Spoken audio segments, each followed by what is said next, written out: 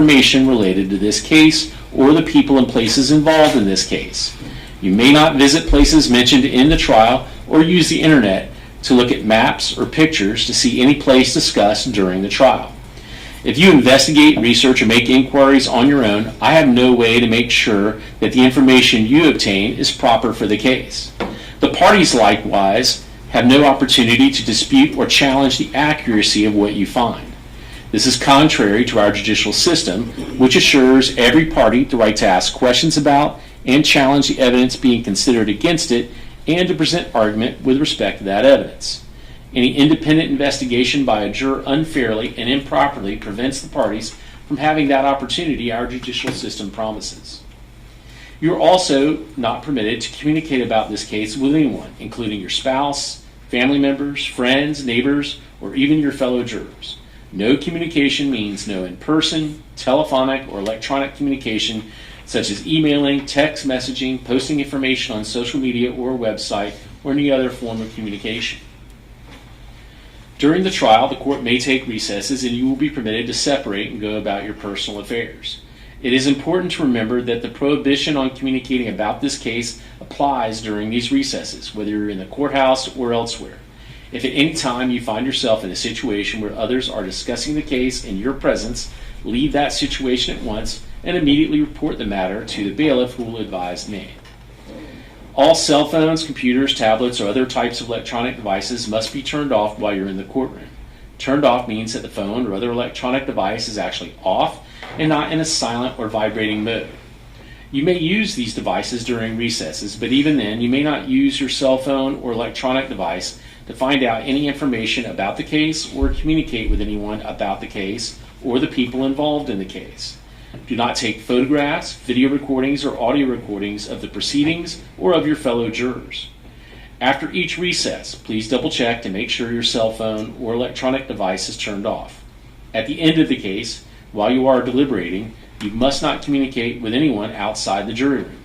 You cannot have in the jury room any cell phones, computers, or other electronic devices. If someone needs to contact you in an emergency, the court can receive messages and deliver them to you without delay. A contact phone number will be provided to you. It will be my office number that's on the court website. Any juror who violates these restrictions jeopardizes the fairness of these proceedings, and a mistrial could result that would require the entire trial process to start over. A mistrial is a tremendous expense and inconvenience to the parties, the court, and the taxpayers. If you violate these rules, you may be held in contempt of court and face sanctions such as serving time in jail, paying a fine, or both. In every criminal proceeding, a defendant has the absolute right to remain silent. At no time is it the duty of a defendant to prove his innocence. From the exercise of a defendant's right to remain silent, a jury is not permitted to draw any inference of guilt, and the fact that a defendant did not take the witness stand must not influence your verdict in any manner whatsoever. The attorneys are trained in the rules of evidence and trial procedure, and it is their duty to make all objections they feel are proper. When an objection is made, you should not speculate on the reason why it is made. Likewise, when an objection is sustained or upheld by me, you must not speculate on what might have occurred had the objection not been sustained, nor what a witness might have said had the witness been permitted to answer. During the trial, it may be necessary to confer with the attorneys out of your hearing and discuss matters that require consideration by me alone. It is impossible to predict when such a conference may be required or how long it will last.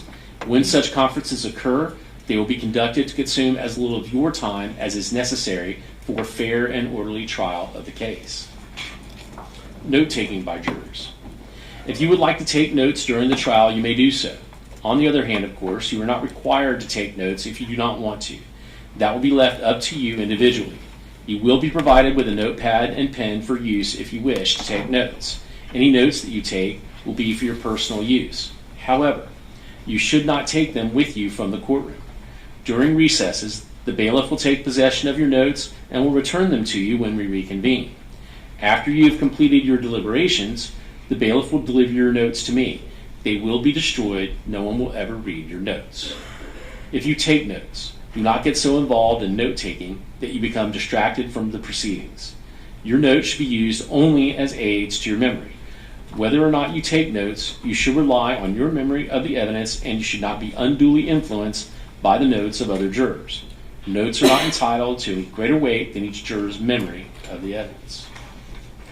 And I will tell you, when you retire to the jury room, my office and staff provide snacks and coffee and things like that back there for you. There is a refrigerator back there, so if you want to bring your own food or drinks to put in there tomorrow, you can do that as well. Recommend you bring layered clothing because the temperature changes in here from very, very cold to very, very warm. And the county controls that somewhere else. I don't control it in here. So that's why we just have you come with layers. And you are permitted, if you wish, if you want coffee or something like that, there's cups with lids. You can bring those back in here with you. Okay? Just don't bring food back in here. All right? With that, are both the state and defense ready to proceed? The state's ready, Your Honor. Defense ready? Defense. All right. Yeah, once we get the notepads passed out.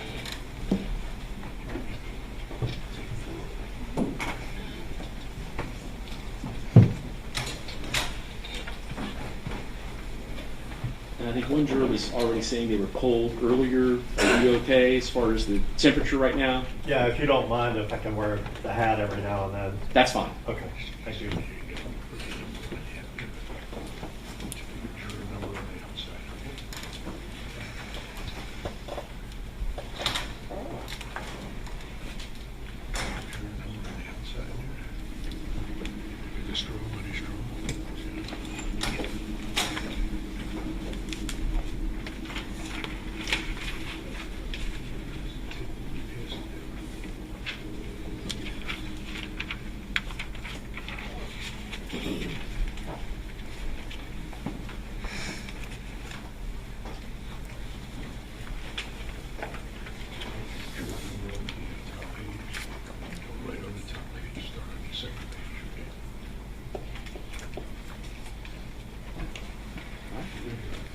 All right, everybody ready?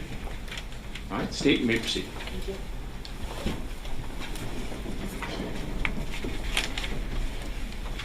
Good afternoon, ladies and gentlemen. Thank you for your time and attention so far during jury selection. We're about to get to what you've been waiting for, and I'm going to tell you about what you can expect to hear during the course of the trial, what evidence we expect to be presented, so you can have a guide map of what you can expect to see over the course of the trial. On March 17th of 2024, Kayla Rincon-Miller, a 15-year-old girl, a high school student in Cape Coral, made plans to meet up with some friends to go see a movie at the Marquee Cinemas in Cape Coral. That's the movie theater at the Coralwood Mall. It was a Sunday night. It was a little late in the evening because it was spring break. So these young girls made plans, got permission from their parents to stay out a little bit later and go to do this and meet up together because it was the first night of spring break. The plan was to meet up at the Marquee Cinemas with Luann DeJet, who is another friend of Kayla Rincon-Miller, and Luann was bringing her friend Emma Wright, who you'll hear referred to also as Val. Luann and Emma had been getting together earlier in the evening. They kind of primped and gotten ready to go out for the night. And the plan was simply to go out, go to the movies, and maybe have some dinner later. The reality is that between the three of them, they had very limited funds. Emma and Luann had money. They got into the movie theater. Kayla actually had about $13 with her and wasn't able to buy a ticket to get into the movie, and the girls worked it out so that she was able to sneak into the movie theater, and they went and saw the One Love Bob Marley movie. It was new at that time, if you remember. And they watched the movie. They finished up. It was later in the evening, about 9 o'clock. They went outside after the Bob Marley One Love movie and smoked some marijuana using a vape pen, and then decided to go out looking for the food that they were going to eat. There were a few options that were open. Starbucks was already closed. The girls didn't want Chipotle. Waffle House was going to be outside of their budget for all three of them if they even combined all of the resources they had. And so you'll hear that they decided to walk from the Coralwood Mall, where the Marquee Cinemas was, up to McDonald's, which is at the next shopping plaza where the Publix is on Del Prado. They opted not to walk along Del Prado Boulevard and instead walked on the side street or the back road, which is Southeast 16th Place. One side of that road is more residential, and the other side has a series of businesses, and it leads from the Coralwood Mall up through to where the bowling alley is before you get to that public shopping center. These were young girls out to have fun.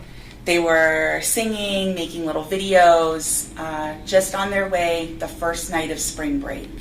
And meanwhile, over in North Fort Myers, our defendant here, Thomas Stein, was making plans with a friend of his for them to go and get up to something that night. He lives over on West Mariana Avenue in North Fort Myers, and he made plans to meet up with a friend of his named Christopher Horne Jr. There were some phone calls and text messages exchanged for Mr. Stein to drive and pick up Mr. Horne at a residence where he was visiting off of an address that you'll hear about on West Creek Circle. And it was just a short distance away from Thomas Stein's home. He drove a vehicle that had been rented by his mother. His mother's name is Jessica Stein. She rented a gray or silver Pathfinder from a Hertz rent-a-car. She'd had it for a short time. And Thomas Stein, a young teenager, used that car to travel and pick up Christopher Horne. You'll hear about them taking sort of a roundabout way from the West Creek address back around to the West Mariana address where Thomas Stein lived. And what you'll hear is that in that trip back to Thomas Stein's home, another friend of Thomas Stein named Jaden Fernandez reached out to Thomas Stein because he wanted to purchase some marijuana. And that was the contact or someone he knew might have some. And you'll hear from Jaden Fernandez throughout the course of this trial. He'll talk to you about being a friend of Thomas Stein, that they actually spent the entire day together on March 17th of 2024. Jaden Fernandez had gone on a beach trip with Thomas Stein, Jessica Stein, Thomas Stein's 3 other siblings, all in that silver Pathfinder up to the beach in the Venice area. They'd spent the day up there. He'll talk to you about what they did and that they returned about 5 o'clock, and at that point Jaden had expected to part ways for the day. But after playing some basketball and doing some other young teenage boy stuff, he decided he wanted to purchase some marijuana, so he had reached back out to Thomas Stein. And what you will hear from Jaden Fernandez, or what I expect you'll hear, is that when he made that phone call or made that message to Thomas Stein, he said, "Hey, I'm already out, I'll come to you." And so Thomas Stein, driving the Pathfinder with Chris Horne in the passenger seat, made their way to Jaden Fernandez's house. He lives on Piney Road, which is just down the street and around the corner from where Thomas Stein lives. They live right near one another. And when the car arrived, Chris Horne hopped out of the front passenger seat. There was some commentary about wanting to go rob a Chico. Everyone piled back into the car, and they drove to Thomas Stein's house, where Thomas Stein sent Jaden Fernandez into the house to go get the marijuana, get a scale. He brought it back to the car. Everything got parsed out. Thomas Stein drove Jaden Fernandez back to his house, dropped him off, and that's where the boys' ways parted for the night. It's important that you listen to what Jaden Fernandez says, because even though that's where they parted ways, he lets you know who was in that vehicle that night and around what time. And it's all leading up to the same time period that I've already been discussing with you, where the girls are over at the Marquee Cinemas. The boys, meaning Thomas Stein and Christopher Horne, then got up to what they were going to do. And in contrast to what you're going to hear about the girls walking down Southeast 16th Place, singing songs and making videos and walking like they're on a runway, Thomas Stein and Christopher Horne were planning to commit a robbery.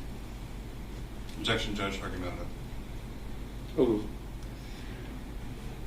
Thomas Stein and Christopher Horne were planning to commit a robbery.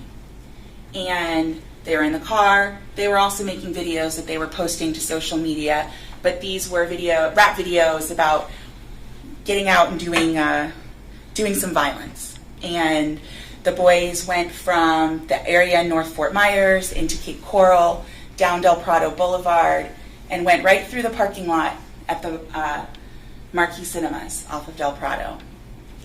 They didn't stay in the cinema. They didn't go to the movies. They turned around in the parking lot, and at that point, lined up behind the girls who were walking on Southeast 16th Place, because they turned right around through the parking lot and went in the same direction the girls were walking. They didn't keep going. They turned around and they came back. They made a U-turn. They came up behind the girls again, turned around and blinded them with their lights. And at the point the car stopped, the driver, Thomas Stein, got out of the vehicle and went to the first girl in the line, and that was Kayla Rincon-Miller. Christopher Horne got out of his side of the vehicle and went to the other two girls who were just slightly behind, and that was Luann and Emma. They wanted their things. They were trying to steal from them. Luann had a small purse tucked up under her arm. Emma Wright had a crossbody bag, like a hobo-style bag, draped over her body, not wanting to give it up.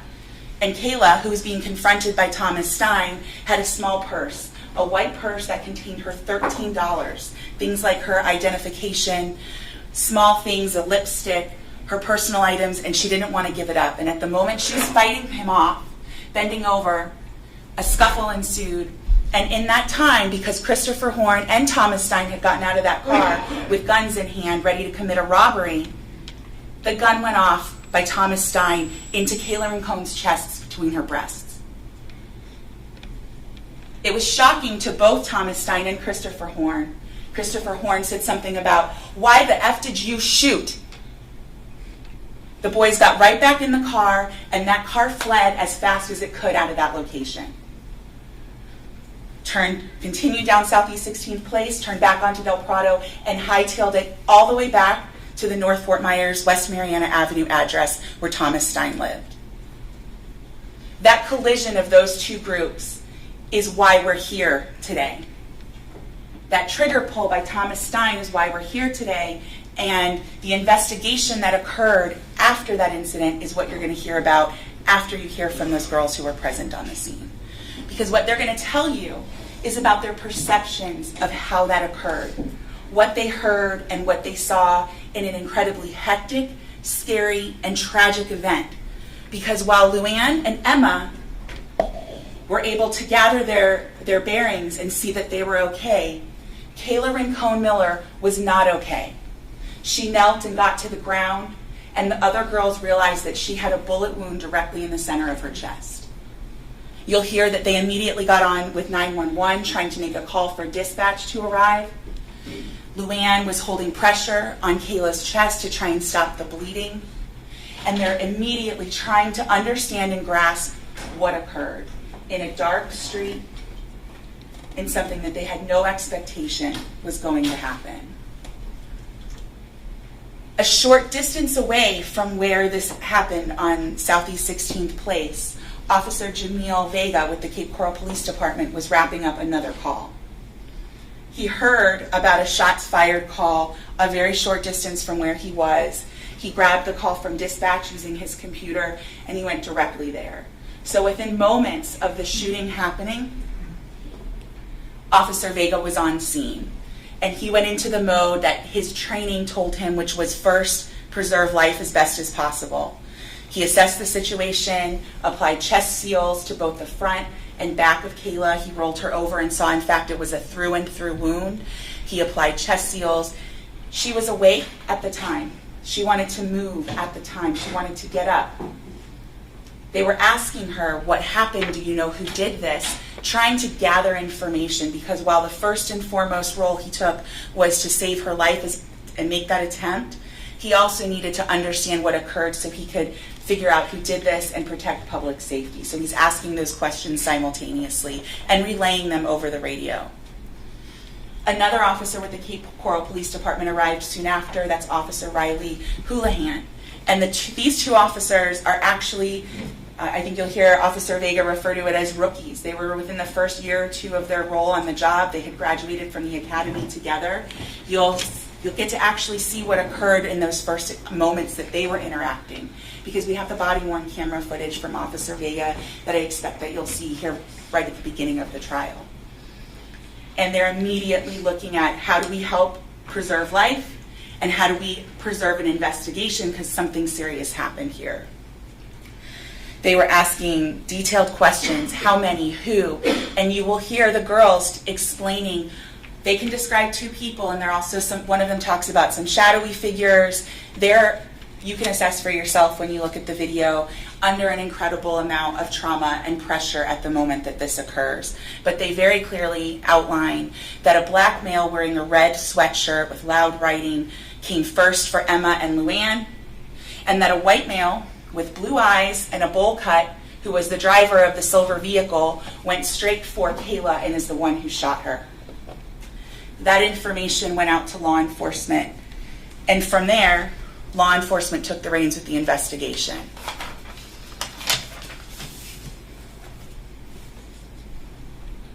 Kayla was taken to the Gulf Coast Hospital Trauma Center, where she received the medical care that was available. They tried very hard, and what you'll hear is that she did not survive her injuries while she was there. You'll hear from Sergeant Gum, who had traveled with her following the ambulance to get there. He'll talk to you about seeing her there. He'll let you know who she was. He met with her family, and he also collected the clothing she had at the time. He brought that back to the Cape Coral Police Department. And that's part of the investigation. That's part of the role that the Cape Coral Police Department played, was making sure those items were collected. And you'll also hear that while all of that was going on at the Gulf Coast Hospital, it was an all-hands-on-deck situation for the Cape Coral Police Department. Detectives, road officers, violent crimes unit, all the different criminal investigations units were brought in, and they were trying to figure out what happened and verify or substantiate the claims of the perceptions made by Emma Wright and Luann Dejet, and also at the same time document what they were finding and what they were doing. And like I said at the beginning, that street along Southeast 16th Place has both residential on one side, but it also has those doctor's offices and commercial buildings on the left. And because the officers acted quickly and were lucky, one of those businesses, the St. Vincent thrift store, had very good video. It captured the vehicle's U-turn, and it made, you'll hear from, Officer John Allen Precy. I want to make sure I said his name right. He was able to view that video when he was collecting it as part of this investigation, slow down the frames, frame by frame, and identify that that was a silver Nissan Pathfinder that followed the girls after they had walked by. Using license plate readers that are set up around the county and within Cape Coral, and that make and model as well as the timing, the officers were able to narrow down the license plate of the vehicle involved that was driven by Thomas Stein. They didn't know it was Thomas Stein yet, but they were able to identify that vehicle. And it came back to a Hertz rental car. They were able to follow that trail to Hertz and find out that the person who had rented that was Jessica Stein. Jessica Stein did not match the description of the shooter that night, nor the passenger that night. But Jessica Stein's son, Thomas Stein, did match that description. And the investigation springboarded from there because law enforcement, Detective La Salandra, Detective Frank Scarlato, started looking into the background of who Thomas Stein was, what was he doing that night, and who was he with. They were able to use their investigative techniques to look at cell phone data, cell phone usage, tower data, messaging. You're going to hear about those investigative steps. And they were able to place Thomas Stein with Christopher Horne in the vehicle that night. The detectives tried to figure out who was involved, and they used every investigative technique available to try and do that, including looking at social media and videos and things like that that they were led to that involved both Thomas Stein and Christopher Horne that night.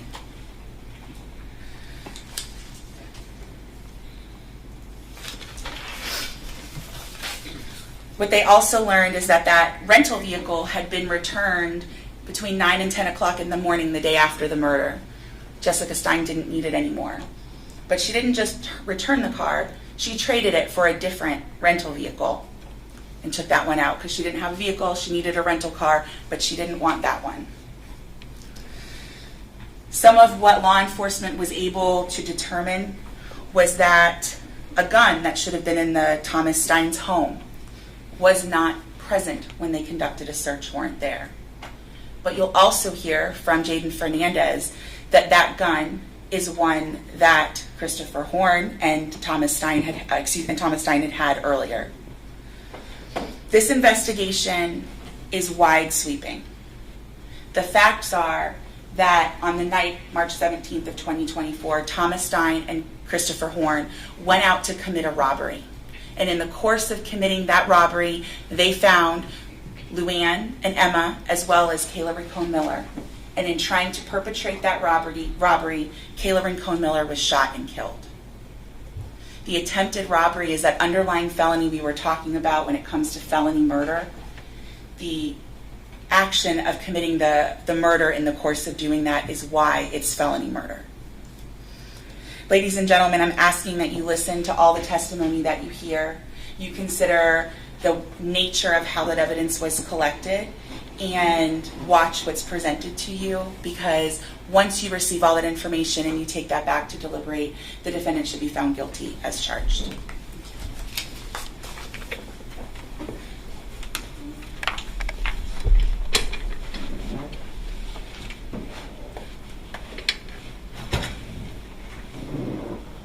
Whip.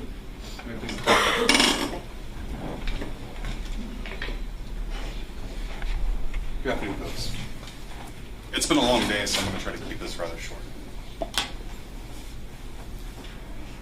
The recitation of these alleged facts by Ms. Gould, you should treat as a promise to you, and I encourage you to take notes throughout the course of the trial. But under two main things I want you to write down. The story of Christopher Horne Jr., who they called Bubba, Buster, or Little Buster, Buck, or he goes by different nicknames. Listen to his story. And forensics. Right? The science doesn't lie. Look at this. Look at the forensics.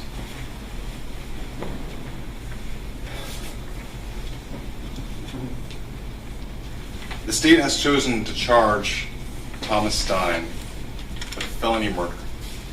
Right? The whole principle, theory, someone over here is doing X, Y, and Z, so he's involved. Remember that course of discussion to involve here? Right? But not premeditated murder in the first degree. Right? The action of actually pulling the trigger himself. Weird. Isn't that strange? I'm not telling them how to try their case.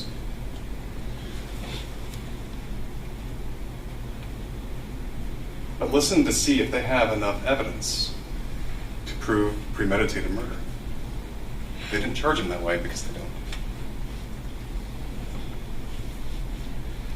Listen for evidence to see if there's enough to charge him with felony murder. And they won't. 4, 3, 2, 1. You're going to hear the state's own victims in this case, Luann Desjai, right? The two surviving victims, Luann Desjai and Val, Emma Wright, both say the same thing. We saw a car drive up past us. They slowed down real slow. The guy in the back seat leaned into the front to talk to someone in the front. He was wearing red. We saw the white guy driving. We can describe the color of his eyes. He's got blue eyes. He slows down from 25 miles an hour to 5 miles an hour, just creeping past him. They were laughing it off. Like, who are these guys? They're checking us out.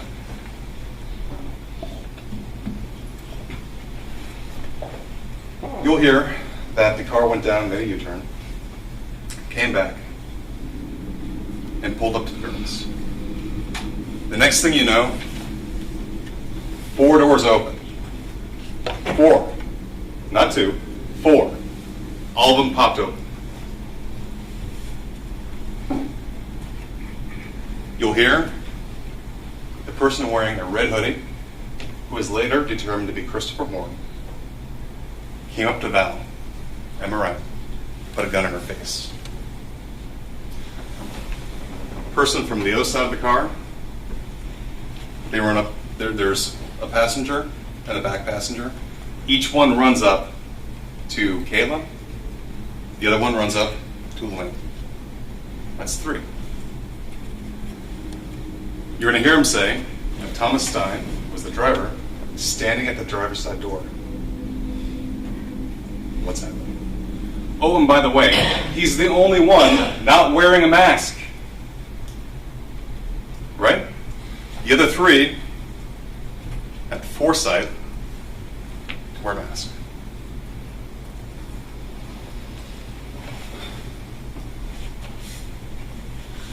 Struggle ensues with Kayla. You'll hear Val say, I saw Thomas Stein run past me to fight, to go to both of them, to try to intercede. A shot rings out. She doesn't see it, but she hears it. 1 shot. Look at the forensics. The evidence will show that there's an absence of stippling, an absence of burn marks. They didn't look for GSR. You'll hear that based upon that science, the shot came from at least 3 to 5 feet away.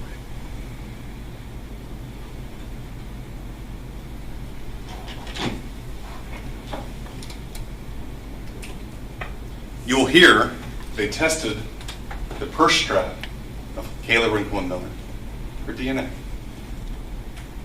You'll hear that there was a mixture found on that purse strap. That mixture,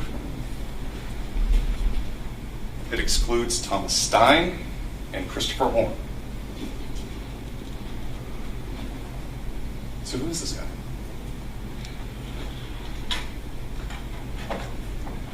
There's 2 universal truths in this story.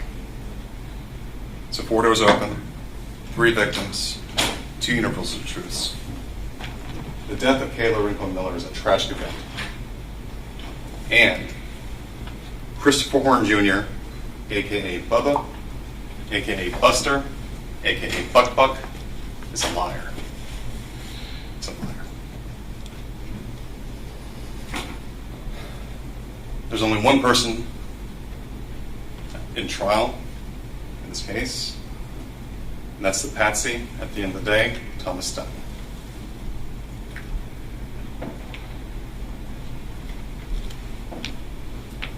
The girls gave 4 descriptions of suspects, 4 different descriptions of suspects, 4 different builds, right? You got Thomas Stein, the only white male, young, bowl-cut, blue eyes. You have Christopher Horne wearing a red sweatshirt. You have another black male, short twists, wearing a red shirt with loud writing in the front. And you have another black male, dark skin, all in black. That's 4 different descriptions. The state has alluded that they were under this high stress event that's altered their perceptions. You know, Ms. Miller talked about going to a wedding and having witnessed a wedding. But folks, only 2 people to that wedding got married, right? That doesn't change. The number doesn't change.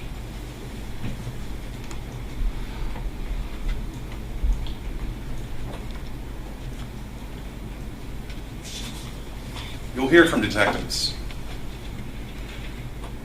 This investigation remains open to their suspects, right?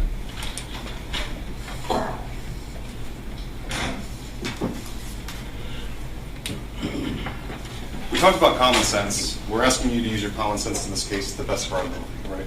We can only go based upon what the evidence presented to us is showing.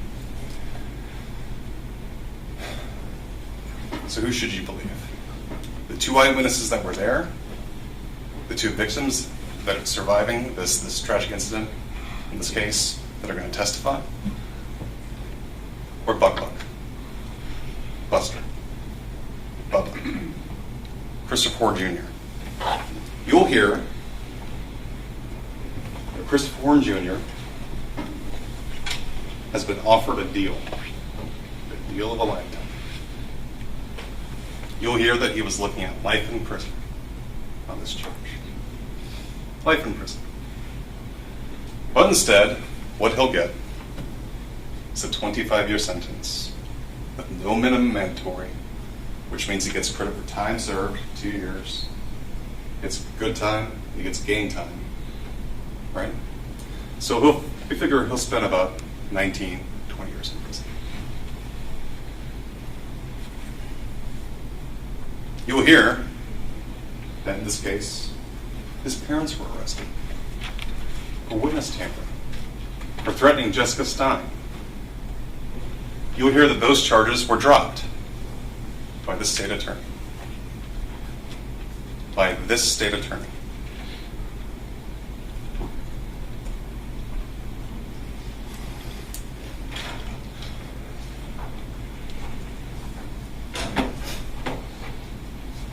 You'll hear that the plan that night between Christopher Horne and Thomas Stein is to drive around and check the door handles of cars, look for loose change.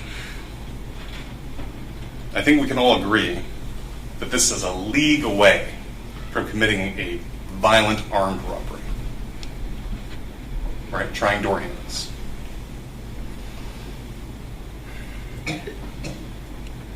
You'll hear that Thomas Stein lives in a nice house. His mom provides for him, lets him smoke marijuana in her house or at her house, not inside. But gives him certain freedoms, right? At least she knows where he's at.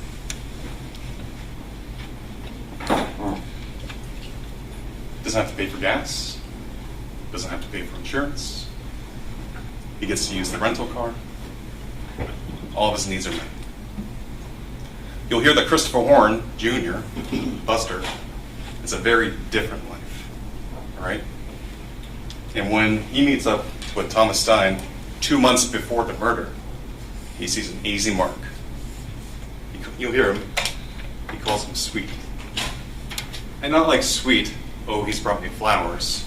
Sweet, I can get this guy to do whatever I want. I can go to his house. I can hold his guns that his mom owns. I can smoke his marijuana.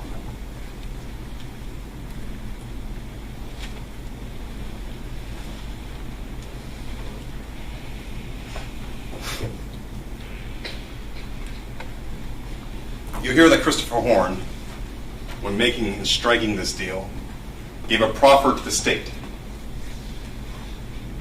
You'll hear, in that proffer, he lied.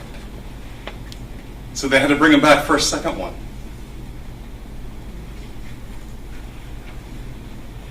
He gave a deposition. You're going to hear the untruths he told there. And you should ready yourself for what comes out of this magic truth-telling box. I'll say that in air quotes, because it's not. That comes out of his mouth. Does the state's star witness testimony match up with the forensics, with the testimony of the surviving victims, and with your common sense?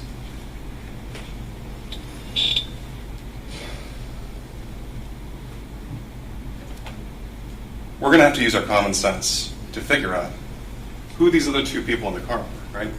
But we have to remember, the state doesn't have to prove that. That's just icing on the cake. That's just going to show that our common sense is greater than the untruths that can come from the stand. Who is Buster protecting?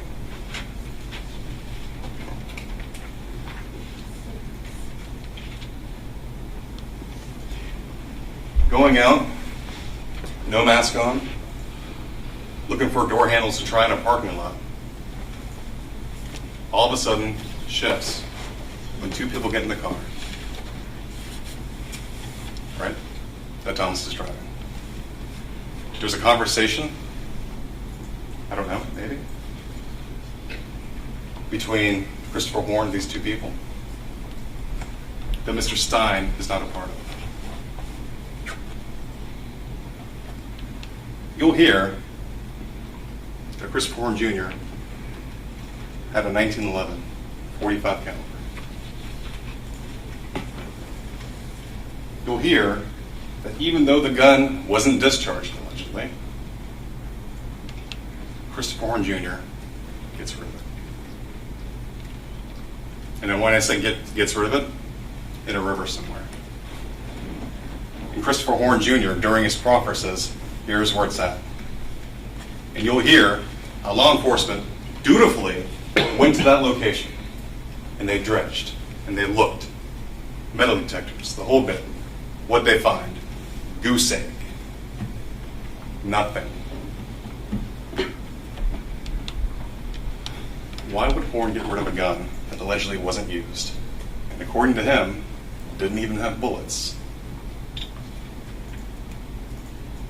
if it wasn't the murder weapon? Why would Christopher Horne Jr. get rid of his cell phone? You'll hear that they have Thomas Stein's cell phone, they have his records, but they don't have Christopher Horne Jr.'s phone. They have carrier records, but they don't have records from WhatsApp.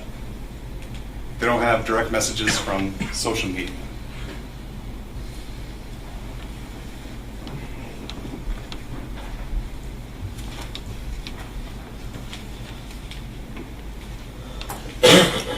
So was Thomas Stein a principal in the murder, the felony murder of Kayla Rincon-Miller? Or was he sweet? Did these boys use him? The fact that he had a car, the fact that he had weed, the fact that he was willing to drive them around to try to fit in with them.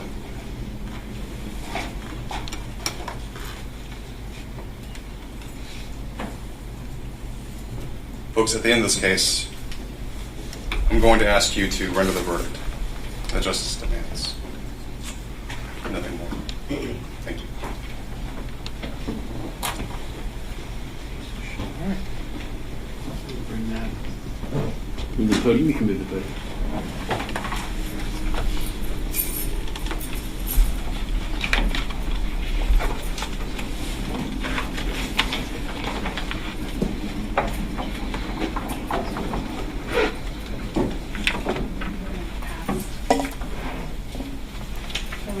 Okay.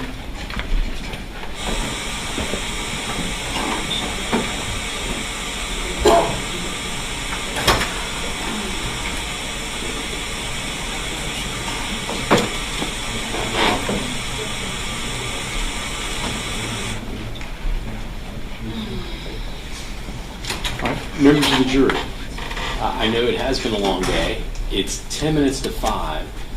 But we have a witness we can call this afternoon to get started with testimony. Is everybody okay to go past 5? Of course, I'm not talking about till 8 o'clock at night, but... I would just need to let someone know that I can't take them home from work. I'm the same thing. Okay. I can do that, I just need to send a text. What time do they have to be picked up? Well, we were going to be off at 5 o'clock today. 5? Yeah. How about we can do take it. a short 5-minute recess, Yeah. and then you can go back there to the jury room and you can contact them and let them know. Obviously, don't talk about anything about the case, but if you want to let people know that you're going to be here past 5. May go to 5:36 or something like that. I'm not exactly sure, but is that okay with everybody? Okay. We'll be in recess for about 5 minutes. I'll see you back to the jury. All right. And just leave your notepads here.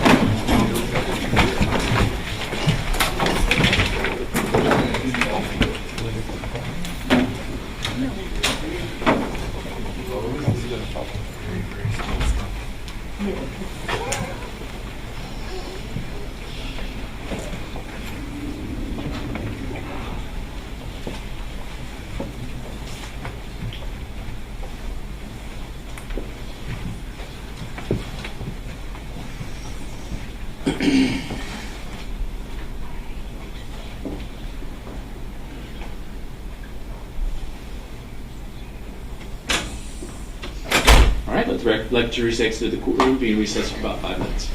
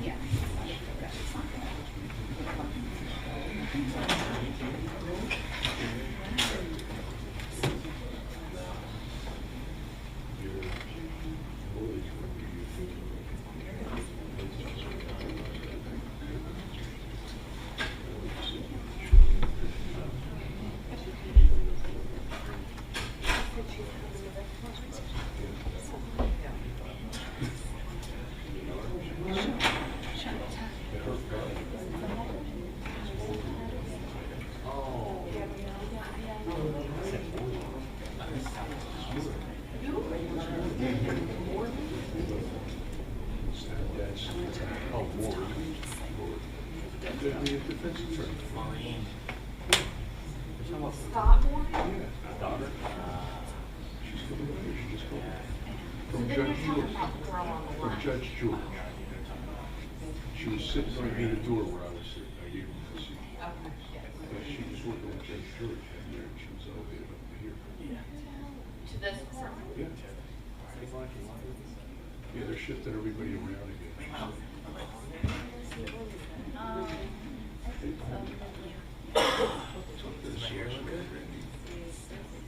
You don't know nothing.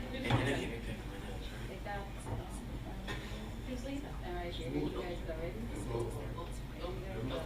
Who was leaving on the track? Is that, Please, is she taking? what are you at? We have 5. There you go. You better Listen. They got you on your phone. I'm just saying, your people be watching this. Oh. Make sure you keep your eyeballs open, but don't play with them. Don't blink too much.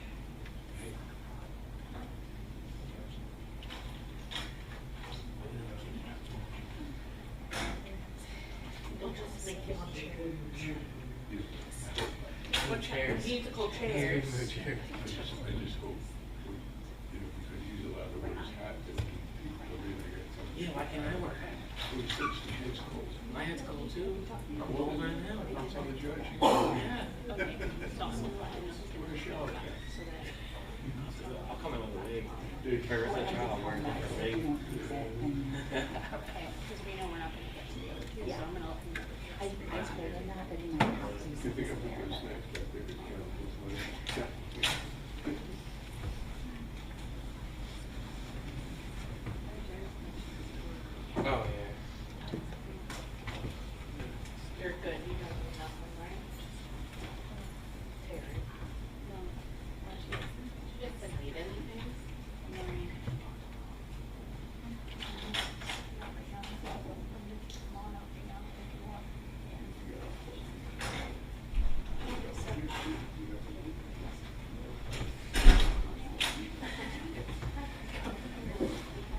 come to order, all right? That's all right. Be seated.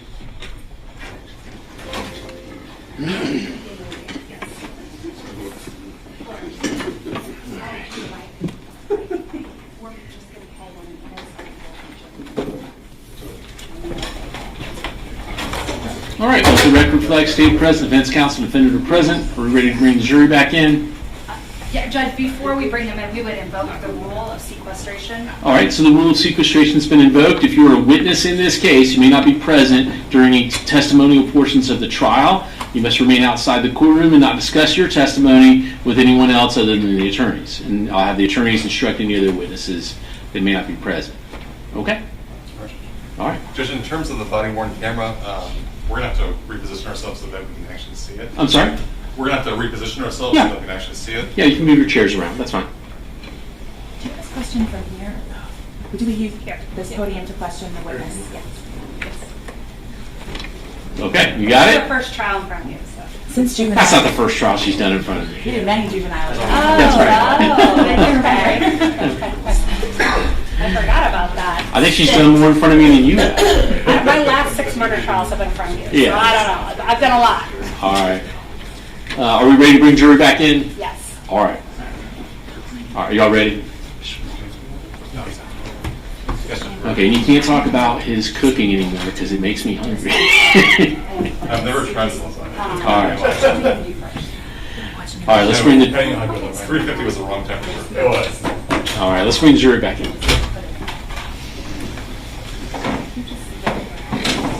Yeah, all I can think about is this one.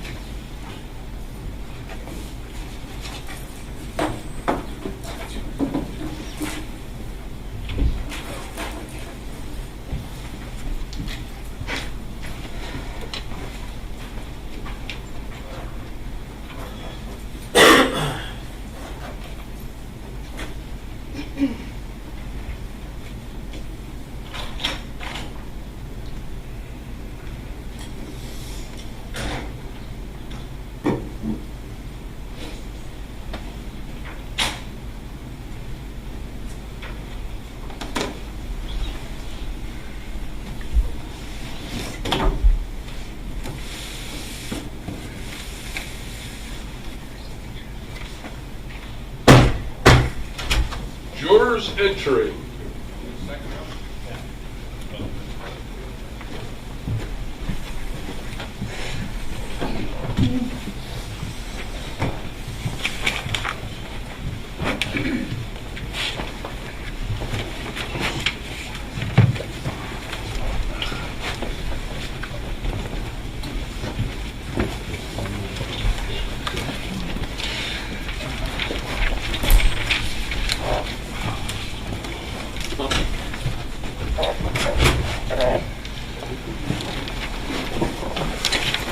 All right, please be seated.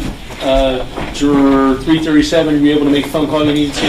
And I believe it was also juror 424. Yes. You were all able to make your phone call. Okay, very well. Ready to proceed. State and call the first witness. The state calls Jamil Vega.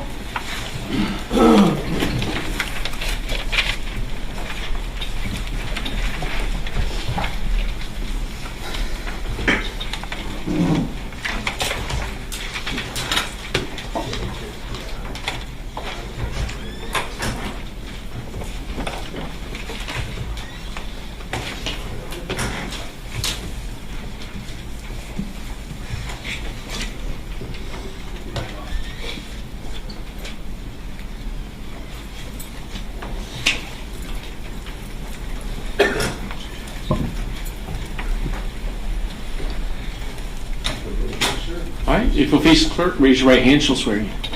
Do solemnly swear or affirm that the testimony you give will be the truth, the whole truth, and nothing but the truth? You can take the stand. Whenever you're ready, you can proceed. Thank you.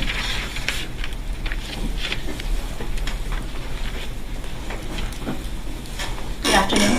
Good afternoon. What is your full name? Jamil Vega, How do you spell your first name? Jahmil, And how do you spell your last name? Vega. I see that you're in a uniform. Can you introduce yourself to the jury by telling them what you do? Hello, I'm Officer Jamil Vega. I work for the Cape Coral Police Department. How long have you been doing that? Going on 3 years sworn. What did you do before being employed with the Cape Coral Police Department? I was a college student and I worked at Walmart bagging some groceries. What's your current role with CCPD? I'm a field training officer and a patrol officer. What does a field training officer do? I'm responsible for training some of the new hire-ons and giving them some road experience. Even at a couple years in? Yes, ma'am. How long have you been a field training officer? Working on 2 years now. And in order to get your role and your position with the Cape Coral Police Department, did you have to go through any type of training or education? The Florida Police Academy and pre-deployment training with the Cape Coral Police Department. Did that training involve first aid? Yes, ma'am, it did. And what type of things are you trained to do for first aid? For our first aid, it's life-saving measures. We're not EMS, so it's trying to stop bleeding, make sure airways are open, CPR. In your current role, do you work a particular shift? Currently, I'm on Platoon 2, which is our Bravo shift. It's a day shift now. When you say now, has that been where you've always been assigned? No, ma'am. Where were you assigned previously? Previously, I worked on our Platoon 3, which is our Charlie shift, which is a night shift. And what are the night shift hours? Our night shift hours are either 6 p.m. to 6 a.m. or 7 p.m. to 7 a.m. When you were working night shift, that Bravo shift, or is it Bravo shift? Charlie shift. What were you a 6p to 6a or 7p to 7a? I was a 7p to 7 a.m. Lucky you. And in your role, are you assigned a vehicle from the Cape Coral Police Department? Yes, ma'am, I am. Is that the normal marked vehicle with lights and sirens and all of that? Yes, ma'am. All right. And are you assigned to work with another officer, or do you work alone within your car? Well, in my facilities as a field training officer, I do have another newer officer with me who I give experience to. But normally I'm on my own if I'm not training somebody. And do you, I know you said you're a field training officer and a patrol officer, so I assume that means that you go out. I didn't know if there was a witness that came in. Okay.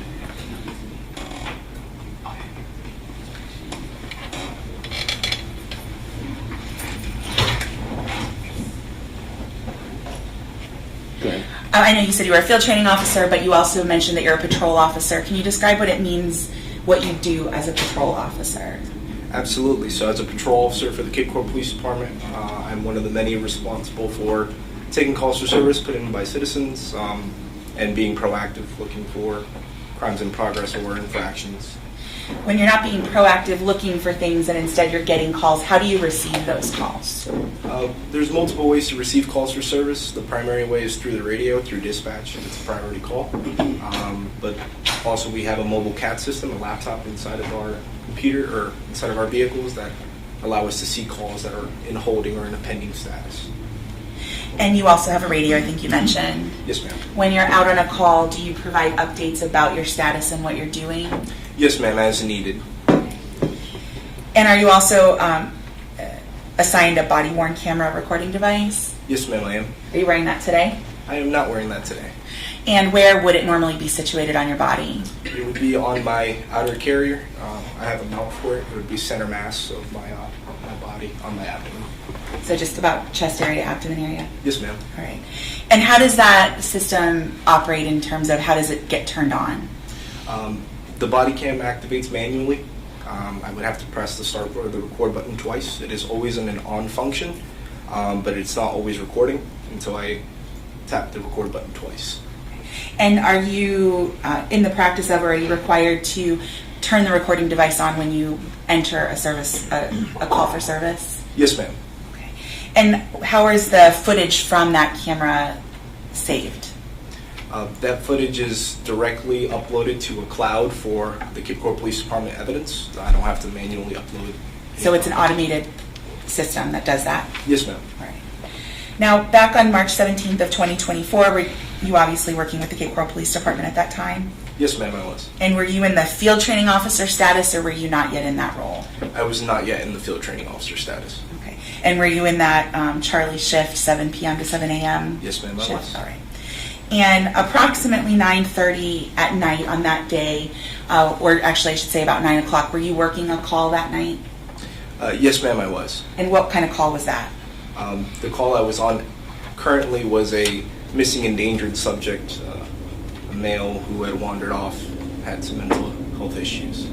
And did you complete that call, or did something else happen before your completion of your role in that call? I was assisting the primary officer on that call. Once my assistance was no longer needed, I was clearing from the call to put myself available again for other calls. And what happened at that point? Well, as I was leaving the prior call for service, I checked my laptop and I saw a call in holding. It was a bit peculiar because normally it would come over the radio, but it was a call for a shooting. So it was kind of strange because you hadn't heard it over the radio? Yes, ma'am. And so you saw this call is out there in holding. What did you do as a result of that? Well, I looked at the address, I looked at the details briefly, and I put myself en route to that call for service. Were you the only one at that point en route? Yes, ma'am, I was. Would you know if there were other officers who had been dispatched or en route? Yes, ma'am. The computer system lets you know how many officers or who exactly is on that call for service. And can you estimate for the jury how far away you were from the call where the shooting was versus where you had been?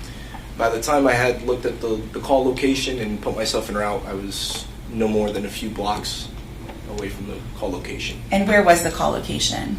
It's about the 2000 block of Southeast 16th Place in Cape Coral, Lee County, Florida. And can you describe some maybe guide points for the jurors about where that might be, other than the road name? Because road names in Cape Coral can be confusing. I understand. The best place to mark is north of there would be a Bolero, which is a bowling alley, and then just south of there is a little strip mall or mall area called Coralwood Mall, where we have a movie theater and other businesses. Just to be clear, that's all in Lee County, Florida? Yes, ma'am. So you traveled to the Southeast 16th Place location? Yes, ma'am, I did. All right, and what did you do upon arrival? Upon arrival, I exited my patrol vehicle. Based on the notes of the call, I had read that there was a shooting and a suspect or a victim who was on the floor, and that the suspect vehicle had left. I began to observe my surroundings and make sure that the shooter was still not on scene, and after making that determination, I observed several juveniles on kind of like the intersection or by a stop sign right there.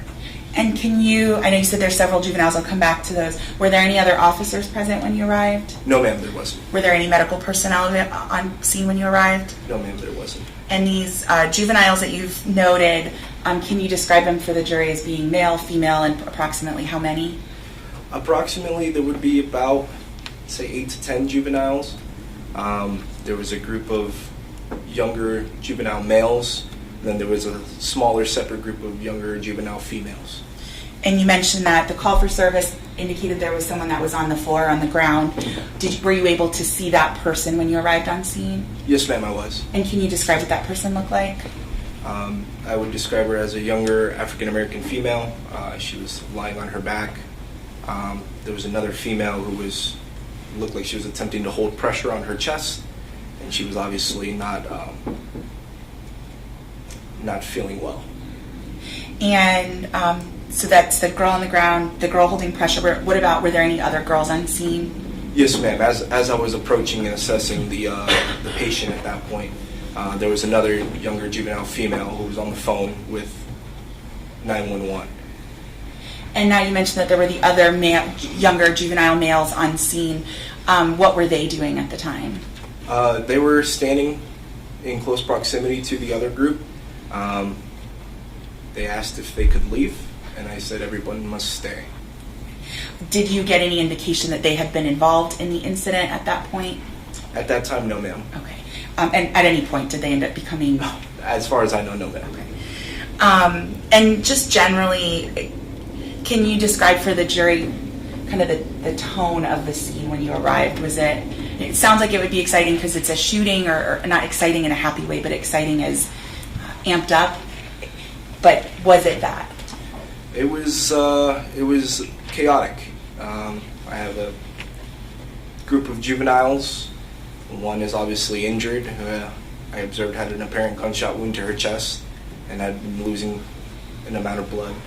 I have another female in tears, trying to help put some pressure on her chest. I have another female in tears on 911, trying to get information over and trying to get help to her. So there wasn't the most controlled scene at that point.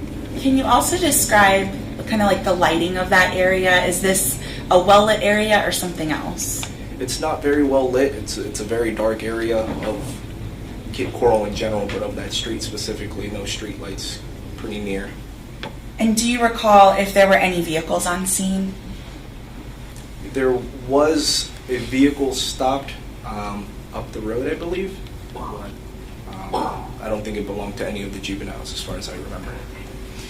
And so you've taken this assessment. What did you do next as a result of seeing what, kind of getting the lay of the land? I observed that there was a female with a gunshot wound, like I said, so my mind immediately went to life-saving measures and tried to attempt to save her life. And how did you do that? The Cape Coral Police Department issues us individualized first aid kits, which is mounted in my patrol vehicle. I retrieved my chest seals and medical gauze and attempted to stop the bleeding and cover the holes. Did you try to get assistance from the other young woman who was with the victim on the ground? Yes, ma'am, I did. Was she able to help you? Yes, ma'am, she was. And can you describe for the jury sort of the consciousness or lack thereof of the victim that was laying on the ground? The young victim, she was not completely in her right state of mind at that point. I would assume in shock. She could tell me her name, and you could tell she was in a lot of pain. And she tried to get up several times throughout her fight. So your first focus is getting the life-saving measures in place. Was there anything else that you decided to do or needed to do once you arrived? Yes, ma'am. While I was administering first aid and doing life-saving measures, I was trying to get information to relay it to other officers and supervisors to get resources allocated to my scene. And did you get that information and relay it? Yes, ma'am, I did. Who was providing the information that you received? The two juveniles who were not the victim or the patient at that point. The other young women on scene? Yes, ma'am. Okay. And were you the only officer who remained on scene, or did anyone else arrive? There were several other officers who arrived afterwards. Okay. Do you recall who arrived soon after you did? Officer Riley Houlihan was the first officer to arrive after me. Do you all work together on the same shift and in the same zone area? Officer Houlihan was actually filling in. He was working overtime from a different shift and happened to be closer by than any other unit at that point. Was he also a relatively new officer? Yes, ma'am. We actually went to the Law Enforcement Academy together, so we had the same amount of experience at that point. And can you remind me, when was it that you graduated from the academy? It would be earlier in 2023. What did Officer Houlihan do on his arrival? Officer Houlihan arrived on scene and began to assist me in checking for secondary wounds to the victim, and then gathering information about any other patient, if possibly, that there were any on scene. Now, you were wearing your body camera at the time this occurred? Yes, ma'am, I was. And it was operating? Yes, ma'am, it was. I'm showing defense counsel what's been marked as exhibit number 1.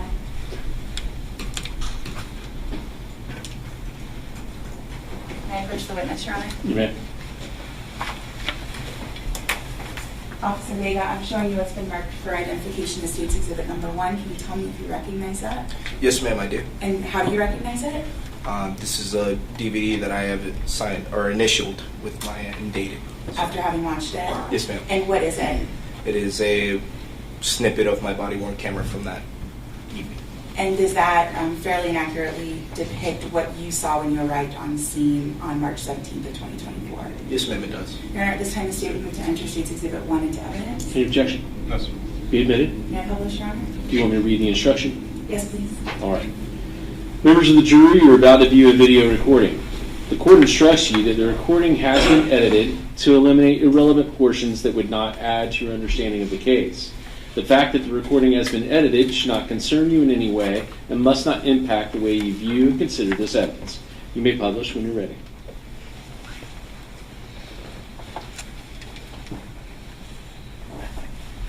Judge, permission I'm sorry? permission to move out the board. Oh, absolutely. Yeah, you can move your chair to the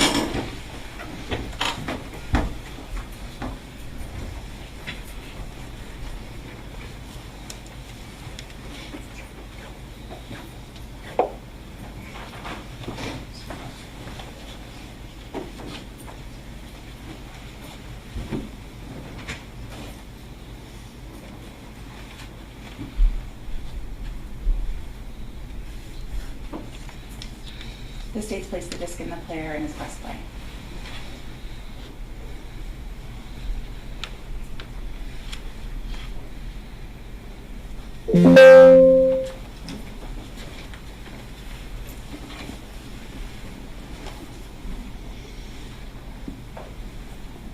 And can all the juror members see okay? Yes.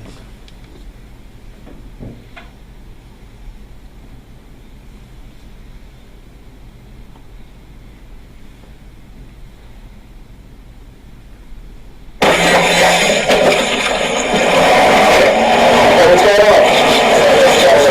Should I stop?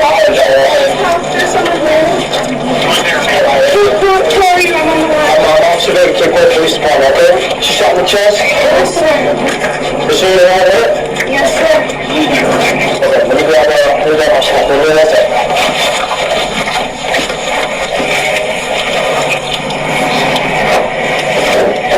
Okay, one letter second, one black female shot in the chest. Multiple other people here.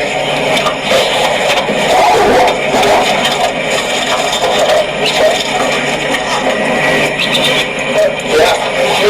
Is it okay with you? I need everybody to stay here. Okay. And where's the shooter at? It was literally right where they were trying to rob us and steal all of their things. Do you guys know these guys? No, nothing about them. They were slowly heading past us. I got EMS, I got people coming, okay? Let me see. Where you shot at? Right there? They're coming, they're right around the corner.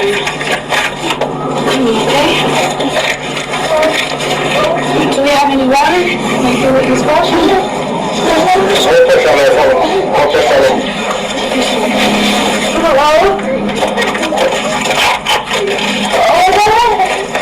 Is she anywhere else or just in the chest? Just in the chest.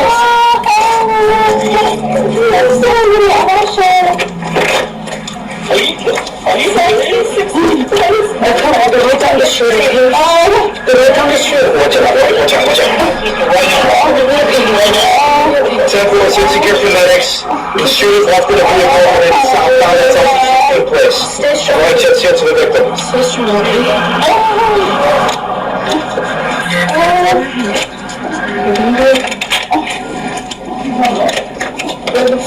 54.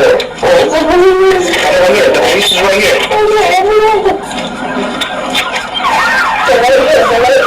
Alright, can we roll over towards me? I gotta see if there's an exit one.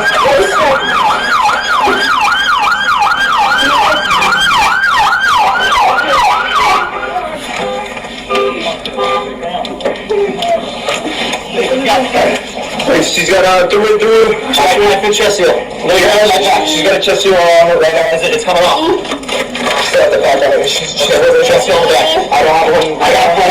Watch out. I got it right here. I got it right here. Alright, here. Just calm down. Calm down.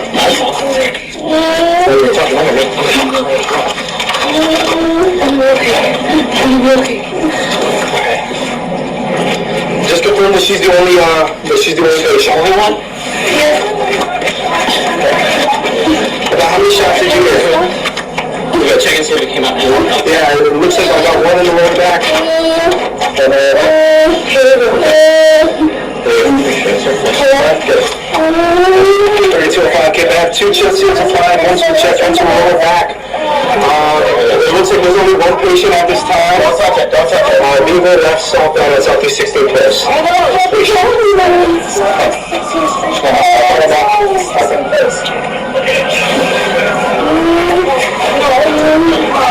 Is she holding her arms? She's holding her arms now? Stay with me, okay? What's your name? My name's Kayla. Okay. I'm Officer Big, okay? I got people coming for you, okay? Can we get some kind of jacket to cover her up? Yeah. You alright? You don't know who did this to you, honey? Okay. They did it unprovoked. They were trying to rob you? They were following us. How many people were there? 5 guys. One in a red jacket. Are they black, white, Hispanic? Yes. One, the driver was a white male, looked at the age of 17 to 20 with blonde hair, and the guy who came up to me was an black African with dreads. No, she's gonna be okay, okay? Any additional injury exit? Yeah, that's what I'm looking for right now. It looks like we just got the one on the chest. Let's keep her on her side in the recovery position. Stay here for me, okay? Just keep that chest still there. Good job. Good. Nothing else on the back of her neck, there's nothing out of her head. Please, in You need anything, you're good. I'm making sure. You're not hurting anywhere else, honey? Okay. Just in the chest? Okay. Sorry, chest, that way the neck and the back. You got 2 chest seals, one in the front, one in the back. Yeah, bring that knee forward. Yep. Gonna bring this knee up, okay? It's gonna help you feel a little better. Okay, don't worry. Okay. Just hold on to it. Yeah, Alright? stay here with us, okay? You still here? Hey, what's your name? Kayla? Okay, Kayla. Stay down. Stay down. Stay down, Kayla. Don't move, okay? We need the chest seals that we put on you to stay in place, okay? All right, we can't have you moving. Did you get her information yet? Yeah. Yeah, let's work on that. I can't. Okay. Where were you coming from? This is station. Do you know did you see who shot you? No. You didn't see him at all? Is there anybody who would want to hurt you for any reason? Okay. Okay. Are you involved in any gang activity? You're not going to be in trouble, but tell me. No. Okay. And you don't have anybody who would want to hurt you? Okay. No. It's coming. Here. Just stay still for us, okay? We can't We're let taking you care of move. you. Okay? We're taking care of you, okay? Just stay tight, okay? Everything's just coming. Just stay still. Hold You tight. can't move. It's very important you don't move, okay? Just need to take... Okay, just stay still. Do we have a kid here, baby? Hunter? Yeah, I'll stay tuned to him. Just try to get more information on the other people. Just hold tight for me, okay? Hold tight. You're not hurting anywhere else? No. Just hold tight. I got ambulance coming. You're gonna take off the chest seals I put on you. This is what's keeping you alright. Okay? You already got a chest seal, okay? Sweetheart, do you know who did this to you? No. It was about 4 or 5 guys trying to rob them. Got into a vehicle and left southbound from here. Who's the... Is she talking? Yeah, she's talking. What's your name? What was your name again? Put pressure on her chest.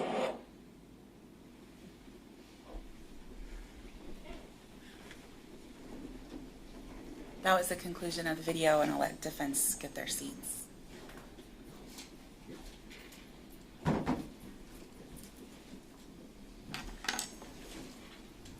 Where we stopped that video, what was happening at the scene at that time? Several officers had arrived on scene after me. Did EMS arrive at that time? EMS arrived shortly after the conclusion of that snippet of the video. Did you remain at that scene for the rest of your shift that night? For the majority of it, yes, And ma'am. what were you doing there? Once EMS transported the victim, I took a secondary role. As the detectives arrived, I maintained a crime scene log and assisted in canvassing for video footage from neighboring residences. Did the other girls remain on scene? Yes, ma'am, they did. And can you describe their demeanor for the jurors? The other females were completely distraught, in tears, sobs, one trying to help me with first aid, and the other calling 911 for help. They were very high emotion, is that fair? Very. And did they remain at that high emotion when the detectives came and started talking to them? As far as I recall, yes, ma'am. May I have just a moment, Your Honor? You may. I don't have any further questions. All right. Defense?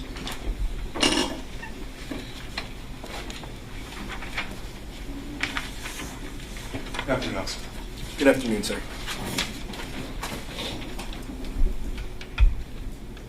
There were 2 females on scene that were not patients, as you described. Is that correct? Yes, sir, that is correct. Was there anything at all about them that made them look like a boy or a man? Or were they plainly female?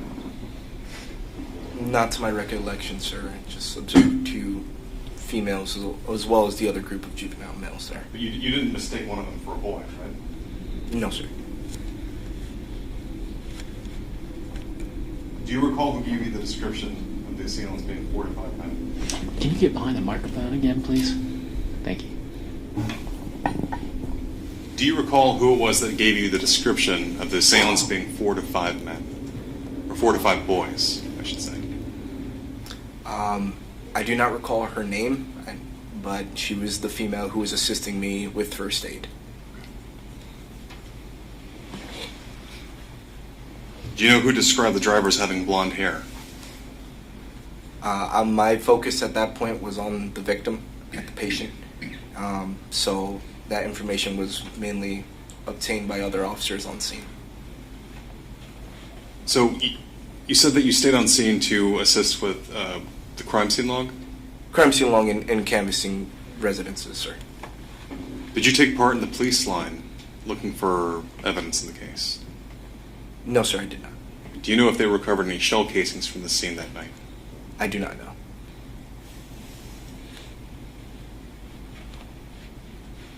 You described that street, 16th Place, as not well lit, but it's completely dark. Is that true? It's not very well lit. It's pretty dark, yes, sir. It's dark. I mean, there's not a light. No. Closest light's Del Prado, which is 1 block west. You Yes, agree sir. with that? And then you have residences down the street. Yes, sir.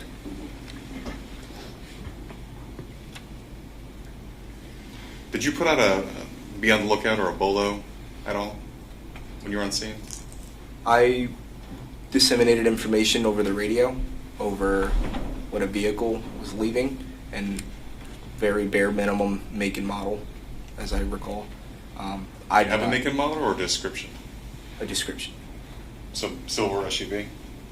I do not recall what the actual description was at that time. Is it fair to say it would be on your body cam? Yes, sir. Nothing further, Judge. Thank you. All right. Thank you. You redirect? No, Your Honor, the witness can be released. All right, you can step down. Thank you, Your Honor. All right, easy released. Yes, Your Honor. Any objection? No, sir. All right, you're released from your subpoena.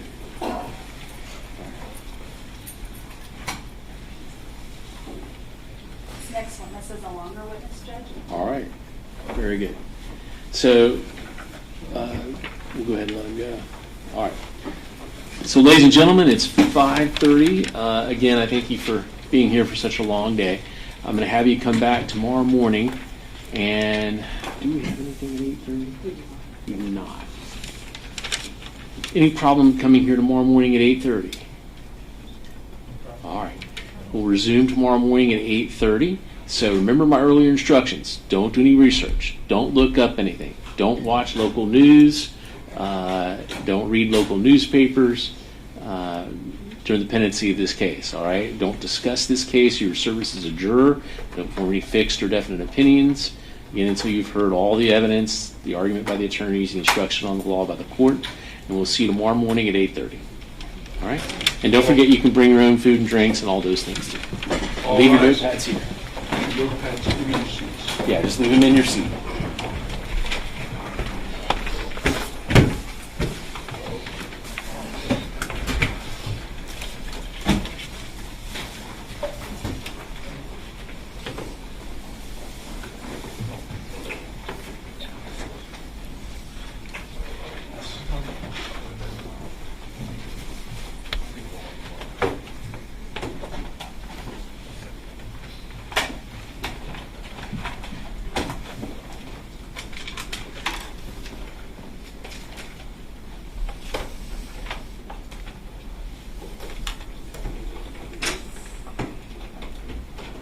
All right, let the record reflect the jury's exited the courtroom.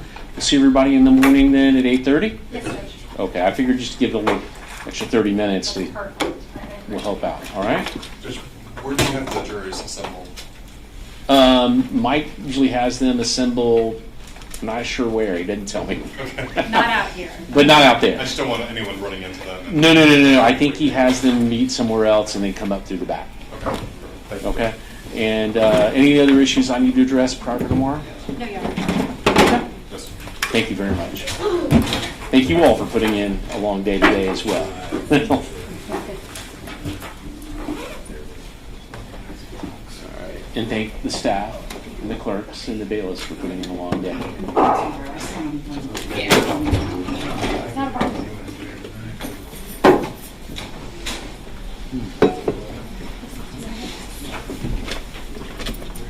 And thank you to the media for putting in a long day today, too.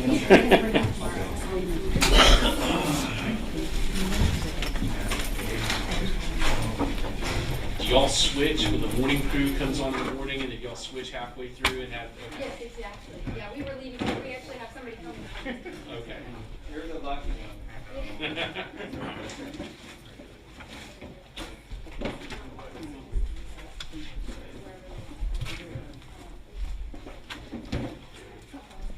Thank you. I did. Yes.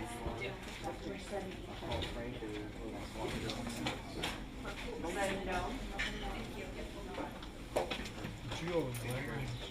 Go over here. I just didn't have time to do it once we started. Yeah. Fine. Where do you want to be?